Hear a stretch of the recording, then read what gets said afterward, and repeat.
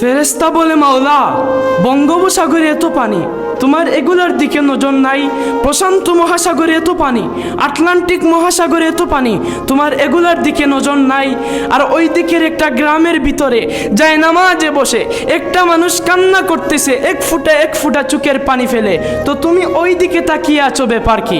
রব বলে, যা, ওর পানিগুলা পড়ার আগে একটা সবুজ বাটি লো, সবুজ বাটি নিয়ে পানিগুলা সংরক্ষণ কর, পানিগুলাকে নষ্ট হতে দিস না। সুবহানাল্লাহ। এখন ফেরেশতারা সেই পানিগুলা সংরক্ষণ করে রবের দরবারে জিজ্ঞেস করে, ইয়া রব, পানিগুলা কোথায় নিয়ে যাব? রব্বি কারীম বলে, জান্নাতের মধ্যে গিয়ে রেখে যাও, জান্নাতের মধ্যে গিয়ে রেখে দাও, জান্নাতের মধ্যে গিয়ে রেখে দাও। আপনি যখন জান্নাতে যাবেন তখন আপনাকে এই পানিটা ফেরত দেওয়া হবে।